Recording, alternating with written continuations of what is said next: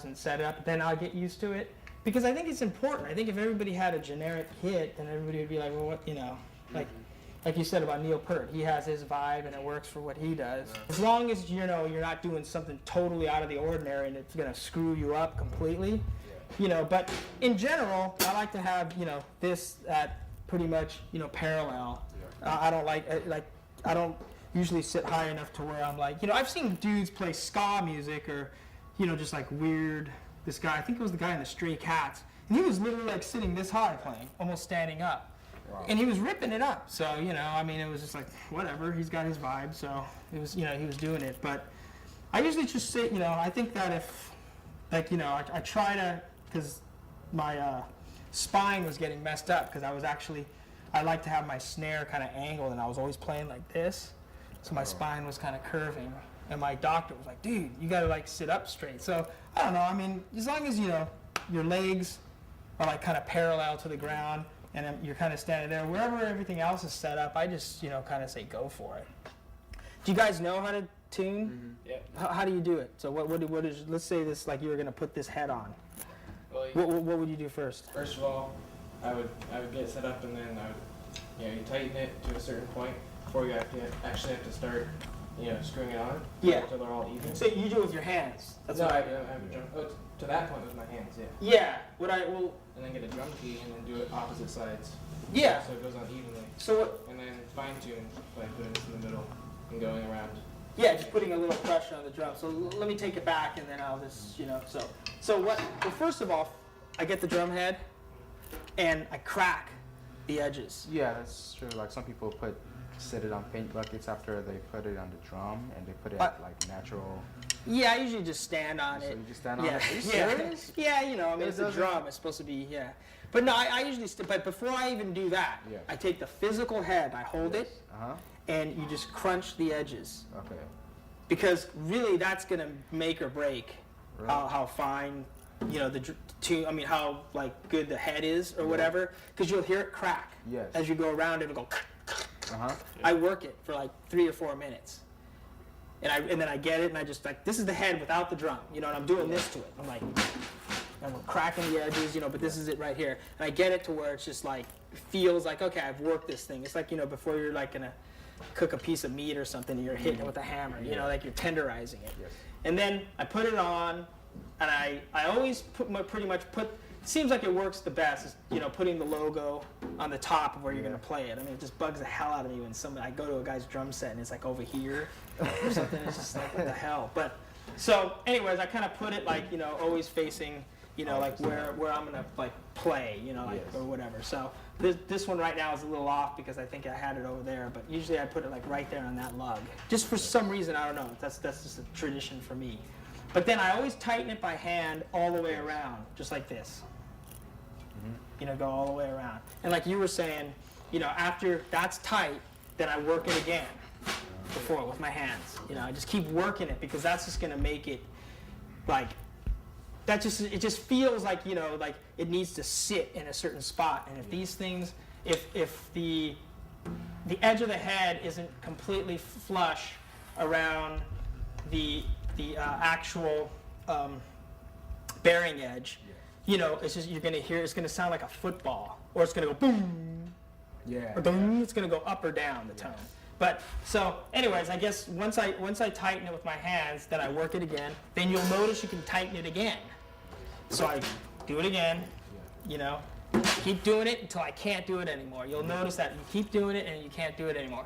Then I do what you say, you know, I do like maybe a quarter turn, opposite sides, quarter turn, quarter turn, quarter turn, quarter turn, hit it, you know, whatever, quarter turn, do it until, I think every drum has a sweet spot. Yes. I think every drum is different, and so I think it's like, you'll find where this drum's gonna sing. Yeah. Like where it just boom, and you're just like, man, that's bad, that's where it should sit. Yeah. And then as you start tuning it up, you'll notice you're choking it, Yes.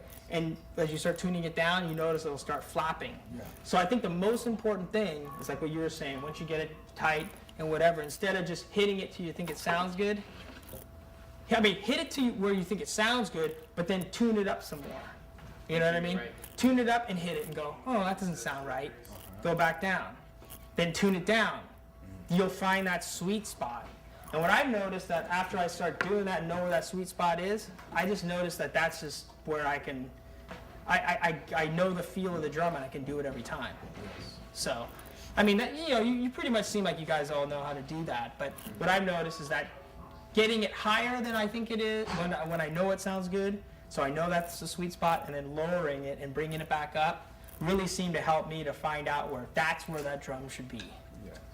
Because, it's just like, it only to me, it sounds really good in one spot, and that's just where I always tune. And people are like, oh, I tune my drums really high, and I'm like, well, what do you mean? They'll be like, oh, I just crank them until they're like all like timbales, and I'm like, well, yeah, I can turn this drum up to where it's just going, it sounds like a timbale, but that's not where it's supposed to be. So I kind of look at the drum and I say, okay, dude, this is where you sound the best, and that's just what this drum set sounds like, and I leave it.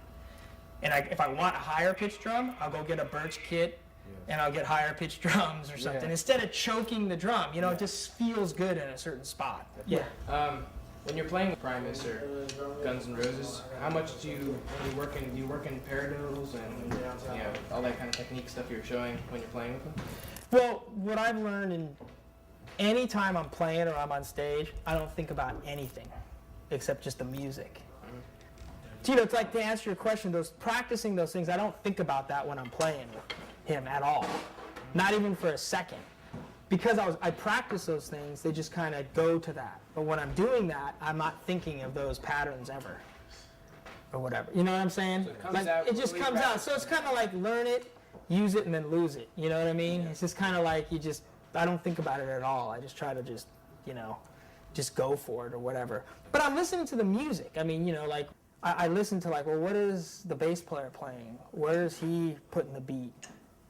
I kind of look at it as, when I saw that cat in there programming, like the same way as programming. I'm just like, okay, what's the bass doing? Well, what do I want the kick drum to do here? Like, I don't just start jamming. Like, you know what I mean? I listen to okay, the bass is playing that, okay. What am I, because I'm thinking well, what's going to sound good against, I try to think about it in terms of well, if this guy's playing this, what am I going to play? And then once I hear that, I just let go. I never think okay, I practiced the biome today. I'm going to use that because I know it. It's just what feels right. And I've been on gigs where I'm kind of stuck. I'm just man, what the hell am I going to do? This guy's playing this thing. They're all waiting for me or looking. And as soon as I just say, F it, and I just let go, the most natural thing always seems to be, once I get out of my head and stop thinking about okay, I got to do this or I got to do that or this is the way I got to play this, and just go for it, it seems to always work, you know what I mean? And then I know that, okay, all the stuff I practiced helped, but it's not here right now. I'm not thinking this is what I'm going to do right now or whatever. And I'm really thinking about just grooving it, you know what I mean? Just laying it down at first. When I'm in doubt, I just play 2 and 4. And then it seems like everybody kind of picks up. Then I start adding little things. From there, you might think of okay, maybe I'll add this with this, and it becomes this intricate beat, which is your own beat and your own personality. But I started from, because I don't know what else to play right now. Okay, well, that's kind of cool. Oh yeah, that guy's vibing off that, and that becomes the pattern. But it always started from just grooving it. I guess I was just starting from the basic thing because that's what my teacher taught me, and I just realized that, I'm still here playing. The phone hasn't stopped ringing, or wondering why. I'm thinking, oh, maybe it's because I play 2 and 4 solid. And then the rest just kind of, whatever.